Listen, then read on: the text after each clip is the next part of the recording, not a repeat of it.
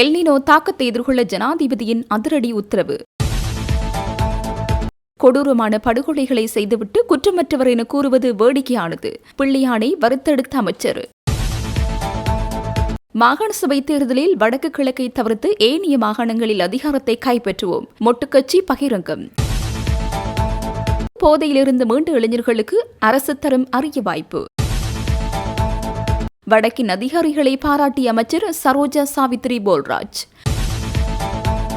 நாட்டு மக்களிடம் மன்னிப்பு கேட்ட மிஸ்டர் கொத்து உரிமையாளர்.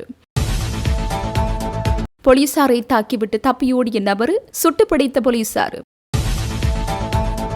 வடமராட்சி தெற்கு மேற்கு பிரதேச சபை அமர்வில் பரபரப்பு. ஊடக கட்டுப்பாடுகள் குறித்து கடும் வாத பிரதிவாதம். தமிழ் வர்த்தகர் தினேஷ் சாப்டர் கொலை. ரக்கித் ராஜபக்ச தகம் சிறிசேனவின் தொடர்பு. திடுக்கிடும் தகவல்கள் கசிவு. இவ்வாறு முறை நீக்க வேண்டும். எரிபொருள் விலை குறைப்பு போதுமானதல்ல. ரவி கருணாநாயக்க தெரிவிப்பு. அம்பாறை காட்டில் மரப்பொந்திற்குள் மறைத்து கிடந்த புலிகளின் ஸ்னைப்பர் துப்பாக்கி. ஹரக்கட்டாவை விடுவிக்க மனைவியிடம் சொகுசு கொட்டலில் வைத்து லஞ்சம் பெற்ற 3 சட்டத்தரணிகள். எல்னினோ காலநிலை நிலைமையினால் எதிர்காலத்தில் ஏற்படக்கூடிய தாக்கங்கள் குறித்து கவனம் செலுத்தி தற்போதுள்ள தரவுகளின் அடிப்படையிலான முன்னறிவிப்புகள் தொடர்பாக ஜனாதிபதி அனுரகுமார திசநாயக்க அதிகாரிகளிடம் கேட்டறிந்துள்ளார். தேசிய பேரிடர் முகாமைத்துவ சபை ஜனாதிபதியின் தலைமையில் நேற்று முற்பகல் ஜனாதிபதி செயலகத்தில் கூடிய போதே இதுகுறித்து கலந்துரையாடப்பட்டது. இதன்போது எல்னினோ நிலைமைக்கு முகம் கொடுப்பதற்காக எடுக்கப்பட வேண்டிய நடவடிக்கைகள், பேரிடர் முகாமைத்துவ அமைப்பினால் மேற்கொள்ளப்பட வேண்டிய சீர்திருத்தங்கள் மற்றும் தேசிய பேரிடர் ஒருங்கிணைந்த பொறிமுறை குறித்து விரிவாக கவனம் செலுத்தப்பட்டது. மேலும் விவசாயம், குடிநீர் விநியோகம் மற்றும் மின் உற்பத்தி ஆகிய துறைகளின் ஆயத்த நிலைமைகள் குறித்து இங்கு விவாதிக்கப்பட்டது. பெரும்போக விவசாய நடவடிக்கைகளை முன்கூட்டியே ஆரம்பிப்பது, நீர்வள முகாமைத்துவம் மற்றும் வனவிலங்கு வலயங்களில் ஏற்படும் நீர் தட்டுப்பாடு காரணமாக வனவிலங்குகளுக்கு ஏற்படக்கூடிய தாக்கங்கள் குறித்தும் அவதானம் செலுத்தப்பட்டது. வனவிலங்கு வலயங்களுக்குள் உள்ள குளங்களை விரைவாக புனரமைக்குமாறு ஜனாதிபதி சுற்றுச்சூழல் அமைச்சருக்கு உத்தரவிட்டுள்ளார். அதேபோல் நீர்மீன் உற்பத்தியை தொடர்ச்சியாக பேணுவதற்காக நீர்த்தக்கங்கள் நீர் கொள்ளளவை முறையாக முகாமைத்துவம் செய்தல் மற்றும் சூரிய சக்தியிலிருந்து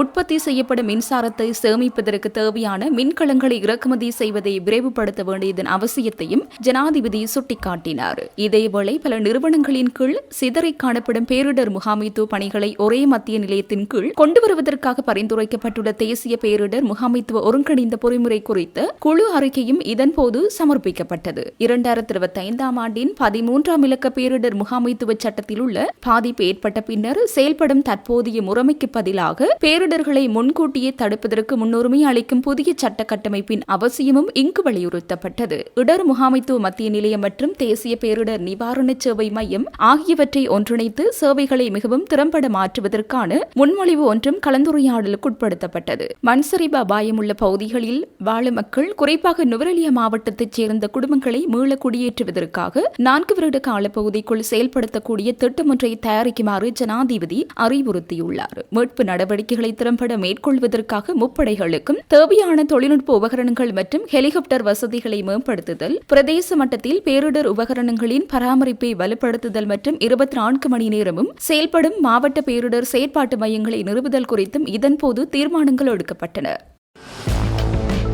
முன்னாள் ராஜாங்க அமைச்சர் சிவனேசுதுரை சந்திரகாந்த என்பவர் கொடூரமான கொலைகளையும் பல்வேறு குற்றச்செயல்களையும் புரிந்தவர் என்றும் அவருக்கான தக்க தண்டனையை நீதிமன்றம் நிச்சயம் வழங்கும் என பொதுமக்கள் பாதுகாப்பு மற்றும் நாடாளுமன்ற அலுவல்கள் அமைச்சர் ஆனந்த விஜயபால தெரிவித்தார். பிள்ளையான் மட்டக்களப்பு நீதவான் நீதிமன்றத்தில் நேற்று ஆஜர்படுத்தப்பட்ட பின்னர் சிறைச்சாலை வாகனத்திற்கு கொண்டு செல்லப்படும் போது தன் மீதான குற்றச்சாட்டுகள் அனைத்தும் பொய்யென ஊடகவியலாளர்களை பார்த்து கூறியிருந்தமை பற்றி கருத்து தெரிவிக்கும் போது அமைச்சர் இதனை குறிப்பிட்டார். இது தொடர்பில் ஊடகங்களிடம் மேலும் தெரிவித்ததாவது: மட்டக்களப்பு மாவட்டத்தில் ஆயுதங்களை பயன்படுத்தி நிகழ்த்தப்பட்ட கொடூரமான படுகொலைகளின் பின்னணியில் பிள்ளையான் இறந்துள்ளார் என்பது குற்றப்புலனாய்வு திணைக்களத்தின் விசாரணைகளில் வெளிவந்துள்ளது. இவ்வாறான கொடூர கொலைகளையும் குற்றச்செயல்களையும் புரிந்துவிட்டு இன்று தான் முற்றிலும் குற்றமற்றவர் என அவர் கூறுவது மிகவும் வேடிக்கையானது. அதிகார பலத்தை பயன்படுத்தி இவர் இத்தனை காலம் மறைத்து வைத்திருந்த அத்தனை ரகசியங்களும் பழிவாங்கல் குற்றங்களும் இப்போது நீதிமன்றத்தின் மூலம் ஒவ்வொன்றாக அம்பலமாக தொடங்கியுள்ளன. சட்டத்தின் முன்னால் யாரும் தப்பிக்க முடியாது. இத்தனை காலம் பாதிக்கப்பட்ட மக்களுக்கு நீதி கிடைக்கும் வகையில் பிள்ளையான் புரிந்த குற்றங்களுக்கான தக்க தண்டனையை நீதிமன்றம் மிக விரைவில் வழங்கும் என்றார். 4 ஆண்டுகளுக்கு மேலாக பணிபுரிந்த ஊழியரை அச்சுறுத்தி தாக்கி காயப்படுத்தியதாக கூறப்படும் சம்பவத்துடன் தொடர்புடைய தனியார் உணவகத்தின் உரிமையாளர் விராஜ் விக்ரமநாயக்க 5 லட்சம் ரூபாய் பெறுமதியான சரீர பிணையில் செல்ல நுகைகுட நீதவான் நீதிமன்றம் நேற்று அனுமதித்தது. மத்தேகுட பிரதேசத்தில் உள்ள தனது மிஸ்டர் கொத் உணவகத்தில் பணிபுரிந்த ஊழியர் ஒருவரை தாக்கி காயப்படுத்தியமை தொடர்பில் சந்தேக நபர் நேற்று கைது செய்யப்பட்டிருந்தார். குறித்த சம்பவம் தொடர்பான காணொளி சமூக ஊடகங்களில் பெருமளவில் பகிரப்பட்டதன் மூலம் சமூகத்தில் பாரிய பரபரப்பு ஏற்பட்டதாக போலீசார் நீதிமன்றத்திற்கு தெரிவித்தனர். இந்த சம்பவம் தொடர்பில் பாதிக்கப்பட்ட ஊழியர் முறைப்பாடு ஒன்றையும் சமர்ப்பித்திருந்ததாக போலீசார் மேலும் குறிப்பிட்டனர். இந்த நிலையில் நீதிமன்ற வளாகத்திற்கு வெளியே ஊடகங்களுக்கு கருத்து தெரிவித்த விராஜ் விக்ரமநாயக்க செய்ய வேண்டிய கடமையை செய்ய போய் அங்கொரு தவறு நடந்துவிட்டதாகவும் ஒட்டுமொத்த இலங்கைக்கு அதுவானதொரு தவறான முன் உதாரணமாக அமைந்துவிட்டதாகவும் தெரிவித்தார். அதுகுறித்து தான் உண்மையிலேயே மன்னிப்பு கோருவதாக குறிப்பிட்டவர் எனது ஊழியருக்கு என்னால் ஏற்பட்ட விடயம் குறித்து எனக்கு வருத்தம் உள்ளது என்றும் தெரிவித்தார். இது வேறு யாரோ திட்டமிட்டு நடத்திய சதியல்ல. உண்மையில் எனது பக்கம் இருந்த தவறினாலே அது நடந்தது என்பதை நான் ஒப்புக்கொள்கின்றேன் என்றும் தெரிவித்தார். எதிர்காலத்தில் இவ்வாறான தவறுகளை திருத்திக் கொண்டு புதியதொரு பயணத்தை தொடங்க எதிர்பார்த்துள்ளதாகவும் இனிவரும் காலத்தில் புதியதொரு பாணியில் புதிய கொத்தொன்றுடன் மீண்டும் வருவேன் என்றும் அவர் சிரித்தபடி ஊடகங்களிடம் தெரிவித்துச் சென்றார். போதைப்பொருள் பழக்கத்திற்கு அடிமையாகி தற்போது மறுவாழ்வு பெற்று வரும் இளைஞர் சமூகத்தினரை தொழில்முறை வேலைவாய்ப்புகளில் இணைப்பதற்காக கைத்தொழில் அமைச்சு புதிய வேலை திட்டம் ஒன்றை ஆரம்பித்துள்ளது. மறுவாழ்வு பெற்ற இந்த இளம் யுவதிகள் மற்றும் இளைஞர்களை தனியார் துறையின் நிலையான தொழில்முறை வேலை வாய்ப்புகளில் இணைப்பதை இதன் மூலம் எதிர்பார்ப்பதுடன் அபாயகர ஊடகங்கள் கட்டுப்பாட்டு தேசிய சபை, மறுவாழ்வு பணிகம் மற்றும் தொழில் பயிற்சி அதிகார சபை ஆகியவற்றுடன் இணைந்ததாக இந்த வேலை திட்டம் செயல்படுத்தப்படுகிறது. கைத்தொழில் அபிவிருத்தி அமைச்சர் சுனில் ஹந்துநித்தி மற்றும் அமைச்சின் செயலாளர் திலகா ஜெயசுந்தர் ஆகியோரின் தலைமையில் இதுகுறித்த விசேட கலந்துரையாடல் ஒன்று அமைச்சின் வளாகத்தில் நடைபெற்றது. இங்கு கருத்து தெரிவித்த அமைச்சர் தற்போது தனியார் துறையின் கைத்தொழில் துறையில் 4 லட்சத்திற்கும் அதிகமான வேலைவாய்ப்புகள் காணப்படுவதாகவும் எனினும் அந்த பணியிடங்களுக்கு போதுமான தகுதியுள்ள மற்றும் தகுதியற்ற ஊழியர்கள் இல்லை என்றும் தெரிவித்தார். இதன் காரணமாக இந்தியா, சீனா போன்ற நாடுகளிலிருந்து வெளிநாட்டு தொழிலாளர்களை வரவழைக்க உள்நாட்டு கைத்தொழிலாளர்களுக்கு நேரிட்டுள்ளதாகவும் அமைச்சர் இங்கு சுட்டிக்காட்டினார். குறிப்பாக கட்டுமானம், டைல்ஸ் மற்றும் அதன் உபகரணங்கள், காலணிகள், தோல் பொருட்கள், ஆட்டோமொபைல் உள்ளிட்ட பல கைத்தொழில் துறைகளில் இவ்வாறு காலி பணியிடங்கள் நிலவுவதாக சுட்டிக்காட்டிய அமைச்சர் கைத்தொழில் அமைச்சின் நேரடி தலையீட்டின் கீழ் முறையான பயிற்சி மற்றும் வேலை திட்டத்தின் ஊடாக மறுவாழ்வு அளிக்கப்பட்ட இந்த தொழிலாளர் படையினரை கைத்தொழிலாளர்களிடம் ஒப்படைக்குமாறு அதிகாரிகளுக்கு இங்கு அறிவுறுத்தினார். தற்போது பல்வேறு கைத்தொழில் துறைகளில் தொழில் பயிற்சி பெற்ற மறுவாழ்வு அளிக்கப்பட்ட சுமார் 10,000 இளைஞர் யுவதிகள் உள்ளதாகவும் வவுனியா, சேனபுரம் மற்றும் கந்தக்காடு ஆகிய 3 மறுவாழ்வு மையங்களின் ஊடாக வருடத்திற்கு சுமார் 800 போதைப் பொருளுக்கு அடிமையான நபர்களுக்கு மறுவாழ்வு அளிக்கப்பட்டு தொழில் பயிற்சியுடன் மீண்டும் சமூகத்தில் இணைக்கப்படுவதாகவும் இந்த கலந்துரையாடலில் தெரியவந்துள்ளது. வடமராட்சி தெற்கு மேற்கு பிரதேச சபையின் மாதாந்த அமர்வு நேற்று சபையின் உப தவிசாளர் தியாகராசா தயாபரன் தலைமையில் நடைபெற்ற போது ஊடகவியலாளர்களுக்கு விதிக்கப்பட்டிருந்த கட்டுப்பாடுகள் தொடர்பாக கடும் வாத பிரதிவாதங்கள் இடம்பெற்றன. ஊடகங்களின் செயற்பாடுகளுக்கு விதிக்கப்பட்டிருந்த பல்வேறு நிபந்தனைகள் குறித்து தேசிய மக்கள் சக்தி உறுப்பினர்கள் கேள்வி எழுப்பியதை அடுத்து சபையில் பரபரப்பான சூழ்நிலை ஏற்பட்டதாக தெரிவிக்கப்படுகிறது. ஊடகவியலாளர்களுக்கு வழங்கப்பட்டிருந்த வழிகாட்டுதல்களில் ஊடகங்களின் செயல்பாடுகளுக்கு விதிக்கப்பட்டிருந்த பல்வேறு நிபந்தனைகள் குறித்து தேசிய மக்கள் சக்தி உறுப்பினர்கள் கேள்வி எழுப்பியதை அடுத்து சபையில் பரபரப்பான சூழ்நிலை ஏற்பட்டதாக தெரிவிக்கப்படுகிறது. ஊடகவியலாளர்களுக்கு வழங்கப்பட்டிருந்த வழிகாட்டுதல்களில் அடையாள அட்டை பதிவின்றி சபைக்குள் அனுமதி இல்லை, உறுப்பினர்களுடன் அமர்வின் போது உரையாடக்கூடாது, தொலைபேசிகளை அமைதி நிலையில் வைத்திருக்க வேண்டும், ஒளி மற்றும் ஒளிப்பதிவுக்கு முன் அனுமதி பெற வேண்டும், ஒதுக்கப்பட்ட இடத்தை தவிர வேறு பகுதிகளில் நடமாடக்கூடாது உள்ளிட்ட பல கட்டுப்பாடுகள் இடம்பெற்றிருந்தன. மேலும் தவிசாளர் உத்தரவிட்டால் உடனடியாக ஒளிப்பதிவை நிறுத்த வேண்டும், உறுப்பினர்களின் கௌரவத்திற்கு பாதிப்பை ஏற்படுத்தும் வகையிலான பதிவுகளை வெளியிடக்கூடாது, சபை அமர்வின் போது கேள்விகள் எழுப்பக்கூடாது என்பனவும் நிபந்தனைகளில் இடம்பெற்றிருந்தன. குறிப்பாக சபை அமர்வு இடம்பெறும் வேளையில் ஊடகவியலாளர்கள் தங்களது இருக்கைகளில் இருந்து எழுந்து நின்று ஒளிப்பதிவு செய்ய முடியாது என்ற நிபந்தனை தொடர்பாக தேசிய மக்கள் சக்தி உறுப்பினர்கள் எதிர்ப்பு வெளியிட்டதை அடுத்து கடுமையான வாத பிரதிவாதங்கள் ஏற்பட்டன. சபை அமர்வு நிறைவடைந்ததன் பின்னர் ஊடகங்களுக்கு கருத்து தெரிவித்த உப தவிசாளர் தியாகராஜா தயாபரன் சபையை குழப்பும் நோக்கில் ஆதாரமற்ற குற்றச்சாட்டுகள் முன்வைக்கப்பட்டதாக கூறி அவற்றை நிராகரித்தார். அதேவேளை நேற்றைய அமர்வில் ஊடகவியலாளர்களின் அங்கீகாரத்தை உறுதிப்படுத்தி எதிர்கால சபை அமர்வுகளில் அவர்களுக்கு அனுமதியை வழங்குவது உள்ளிட்ட பல தீர்மானங்களும் நிறைவேற்றப்பட்டதாக தெரிவிக்கப்பட்டுள்ளது. வடமராட்சி தெற்கு மேற்கு பிரதேச சபையில் செய்தி சேகரிப்பிற்காக ஊடகவியலாளர்களுக்கு செயலாளர் மற்றும் தவிசாளர் தரப்பில் நீண்டகால அனுமதி மறுக்கப்பட்டிருந்ததாகவும் குறிப்பிடப்படுகிறது.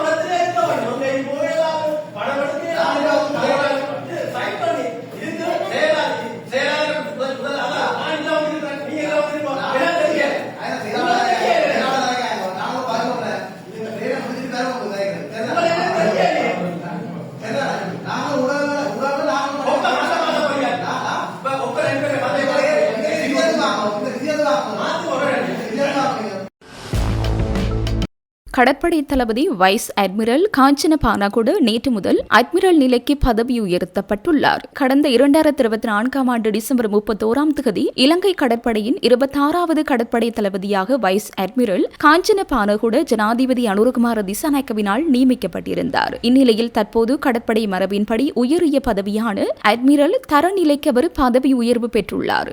இலங்கை ஜனநாயக சோசலிச குடியரசின் ஜனாதிபதியும் ஆயுதப்படைகளின் பிரதமர் தலகர்த்தருமான அனுரகுமார திசாநாயக்கவினால் காஞ்சன பானகொடுவுக்கான அட்மிரல் நிலை பதவி உயர்வு வழங்கப்பட்டுள்ளது. இதனைத் தொடர்ந்து கடற்படை தளபதிக்கு வழங்கப்படும் பாரம்பரிய சிறப்பு மரியாதை அணிவகுப்பு நேற்று கடற்படை தலைமையகத்தில் இடம்பெற்றுள்ளது.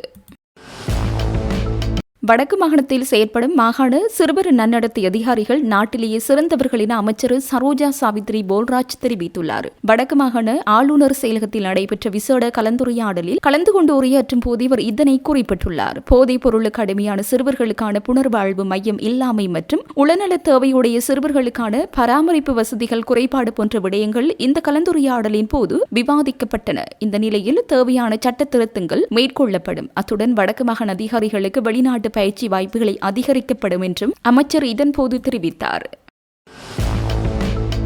எல்பிட்டிய பிரதேசத்தில் வைத்து கைது செய்ய முற்பட்ட சந்தேக நபர் ஒருவர் போலீசாரை தாக்கிவிட்டு தப்பியோடியுள்ளனர். எல்பிட்டிய போலீஸ் நிலைய அதிகாரிகள் குழுவினர் சோதனை நடவடிக்கை ஒன்றிற்காக ககதுவ பிரதேசத்திற்கு சென்றிருந்த வேளையில் அங்கு சந்தேக நபர்கள் போலீசார் மீது தாக்குதல் நடத்த முயற்சித்துள்ளனர். இதன்போது போலீசார் வானத்தை நோக்கி துப்பாக்கிச்சூடு நடத்தியதாக குறிப்பிடப்பட்டுள்ளது. அதனைத் தொடர்ந்து 2 சந்தேக நபர்கள் அவ்விடத்திலிருந்து தப்பியோடியுள்ள நிலையில் அதிகாரிகள் இருவர் அவர்களை பின்தொடர்ந்து சென்றுள்ளனர். பின்னர் அந்த சந்தேக நபர்களை கைது செய்ய முற்பட்ட தருணத்தில் அங்கிருந்த சந்தேக நபர் ஒருவர் கூர்மையான ஆயுதத்தால் போலீஸ் அதிகாரி ஒருவரை தாக்கியதாக தெரிவிக்கப்படுகிறது. உடனடியாக செயற்பட்ட போலீசார் அவர் மீது துப்பாக்கிச்சூடு நடத்தியுள்ளதுடன் சந்தேக நபரின் கையில் துப்பாக்கிச்சூடு பட்டுள்ளதாக குறிப்பிடப்பட்டுள்ளது. துப்பாக்கிச்சூட்டு காயங்களுக்குள்ளான சந்தேக நபருக்கு விலங்கிடப்பட்டு கைது செய்யப்பட்ட போதிலும் பின்னர் அங்கு வந்த மற்றொரு குழுவினர் சந்தேக நபரை மீட்டுக்கொண்டு தப்பியோடியுள்ளனர். குறித்த நபர் கொலைச்சம்பவம் ஒன்றிற்கு ஆதரவளித்தமை மற்றும் அதற்கு உடந்தையாக இருந்தமை உள்ளிட்ட பல குற்றங்களுடன் தொடர்புடையவர் என போலீசார் தெரிவிக்கின்றனர். சந்தேக நபர் இதுவரை கைது செய்யப்படாத நிலையில் கொடுமையான ஆயுத தாக்குதலுக்குள்ளான போலீஸ் அதிகாரி எல்பிட்டிய மருத்துவமனையில் சிகிச்சை பெற்று வருவதாக குறிப்பிடப்பட்டுள்ளது. அரசாங்கத்தின் மீதான மக்களின் நம்பிக்கை சிதைவடைந்துள்ளது. மாகாண சபை தேர்தலை நடத்தினால் வடக்கு மற்றும் கிழக்கு மாகாணங்களை தவிர்த்து ஏனைய மாகாணங்களில் பெரும்பான்மை பலத்துடன் அதிகாரத்தை கைப்பற்றுவோம் என ஸ்ரீலங்கா பொதுஜன பிரமுனவின் பொதுச் செயலாளர் சாகர காரியவசம் தெரிவித்தார். ஸ்ரீலங்கா பொதுஜன பிரமுனவின் காரியாலயத்தில் நேற்று நடைபெற்ற தொகுதி அமைப்பாளர்களுடனான சந்திப்பின் பின்னர் ஊடகங்களுக்கு கருத்து தெரிவிக்கையில் மேற்கண்டவாறு குறிப்பிட்டார். அவர் மேலும் தெரிவித்ததாவது, போலியான வாக்குறுதிகள் மற்றும் கடந்த அரசாங்கங்கள் மீது பொறுப்பு ஆகியவற்றை முன்னிலைப்படுத்தியே ஜனாதிபதி அனுரகுமார திசாநாயக்க தேர்தலில் வெற்றி பெற்றார். ஆட்சிக்கு வந்த நாளில் இருந்து இன்று வரை அரசியல் பழிவாங்கல்களுக்கு மாத்திரம் முன்னுரிமை அளிக்கப்பட்டுள்ளது. பொருளாதார ரீதியில் பாதிக்கப்பட்டுள்ள மக்களுக்கு எவ்வித நிவாரணமும் வழங்கப்படவில்லை. மாறாக மக்களின் மீதே அதிக வரிச்சுமை திணிக்கப்பட்டுள்ளது. திரைசேரி நிரம்பி வளைகிறது என்று குறிப்பிட்டுக் கொண்டு சர்வதேச நாணய நிதியத்தை மகிழ்விப்பதால் நாட்டு மக்களுக்கு எவ்வித பயனும் கிடைக்காது. ஆகவே மக்களுக்கு நிவாரணம் அளிக்குமாறு அரசாங்கத்திடம் கேட்டுக்கொள்கிறோம். தற்போதைய தருணத்தில் தேர்தல் ஒன்று இடம்பெறுமாயின் மக்கள் அரசாங்கத்துக்கு தக்க பாடத்தை புகட்டுவார்கள். மாகாண சபை தேர்தல் காலவரையறையின்றி பிற்போடப்பட்டுள்ளமைக்கு மக்கள் விடுதலை முன்னணியும் பொறுப்பு கூற வேண்டும். அரசாங்கத்தின் மீதான மக்களின் நம்பிக்கை சிதைவடைந்துள்ளது. மாகாண சபை தேர்தலை நடத்தினால் வடக்கு மற்றும் கிழக்கு மாகாணங்களை தவிர்த்து ஏனைய மாகாணங்களில் பெரும்பான்மை பலத்துடன் அதிகாரத்தை கைப்பற்றுவோம். மாகாண சபை தேர்தல் குறித்து ஆராயும் பாராளுமன்ற செயற்குழு உரிய காலத்தில் அறிக்கையை சமர்ப்பிக்காது. காலத்தை மாத்திரம் இழுத்தடைப்பு செய்யும் என்றார்.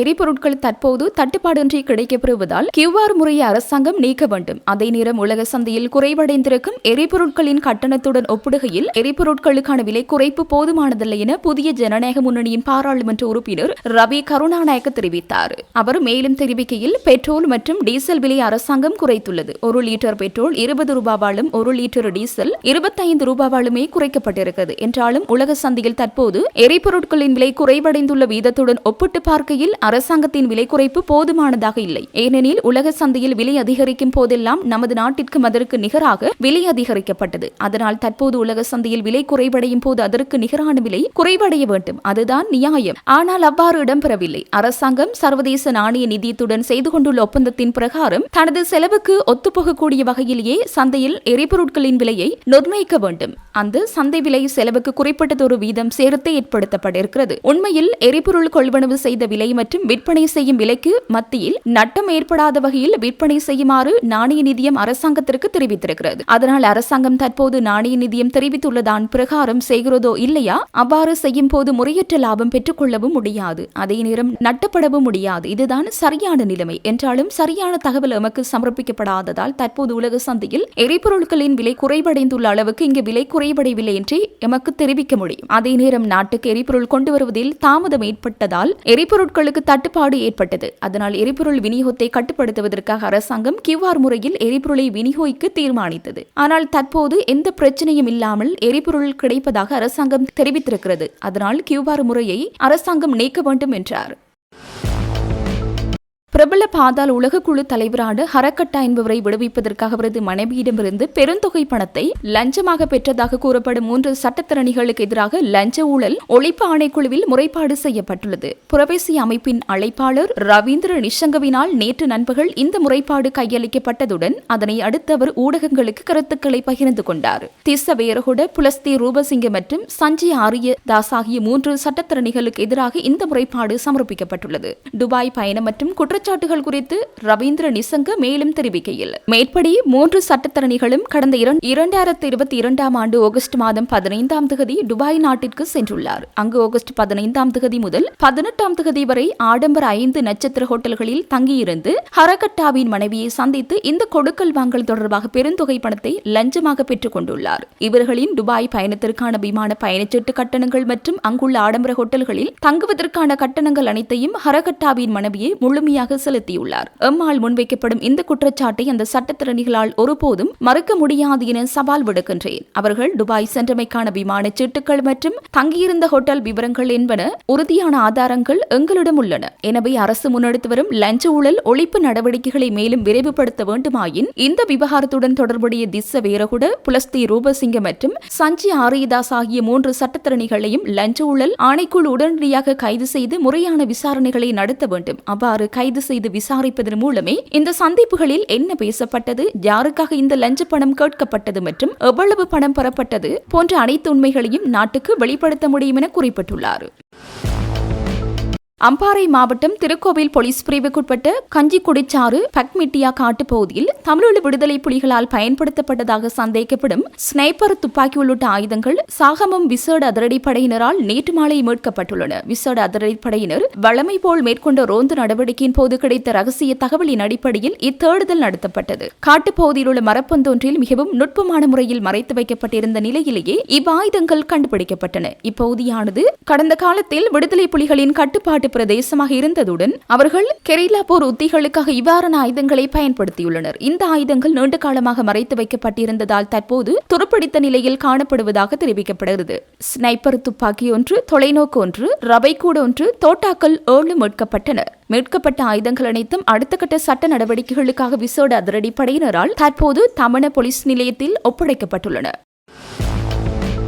தமிழ் தொழிலதிபர் தினேஷ் சாப்டரின் கொலையிலும் மேலும் பல பரபரப்பான தகவல் வெளிவந்து கொண்டிருக்கின்றன. கைது செய்யப்பட்டுள்ள விஜயதாச ராஜபக்சவின் மகன் ரக்கித ராஜபக்ச மற்றும் மைத்ரிபால சிறிசேனவின் மகன் தகம் சிறிசேனவும் சம்பந்தப்பட்டுள்ளதாக அதிர்ச்சிக்குரிய தகவல்கள் வெளிவந்துள்ளன. தினேஷ் சாப்டரின் வர்த்தக நடவடிக்கையானது திட்டங்களுக்கு தேவையான நிதியை வழங்குவதாகும், அதாவது ப்ராஜெக்டுகளை ஒரு பிணியாக வைத்துக் கொண்டு நிதி உதவி செய்வதாகும். ரக்கித ராஜபக்ச மற்றும் மைத்ரிபாலவின் மகன் தகம் சிறிசேன ஆகியோர் ஒரு ப்ராஜெக்ட் பற்றிய தகவல்களை வழங்கி முதலீட்டு இதற்காக பணம் கோரியுள்ளனர். இந்த ப்ராஜெக்ட் ரிப்போர்ட் விவகாரத்தில் கிரிக்கெட் வர்ணனையாளரான ஃப்ரைன் தோமஸ் செயற்பட்டுள்ளார். ஃப்ரைன் தோமஸ் 2 பில்லியன் ப்ராஜெக்டை கொண்டு சென்றுள்ளார். அதன் பின்னர் இந்த பில்லியன் கணக்கான நிதியை விடுவிக்குமாறு இடையில் இருக்கும் ஃப்ரைன் தோமஸே கோரிக்கை விடுக்கிறார். ஏனெனில் அதிலிருந்து ஃப்ரைன் தோமஸுக்கு ஒரு கமிஷன் பணம் கிடைக்கிறது. இது ஒரு முக்கோண வடிவமான வர்த்தக நடவடிக்கையாகும். அன்று தினேஷ் சாப்டர் கொலை சம்பவத்தில் ஃப்ரைன் தோமஸின் பெயர் பரவலாக பேசப்பட்டதாகும். உண்மையில் ரக்கித ராஜபக்ச தான் ஃப்ரைன் தோமஸுக்கு 2 பில்லியன் ப்ராஜெக்டை வழங்குகிறார்.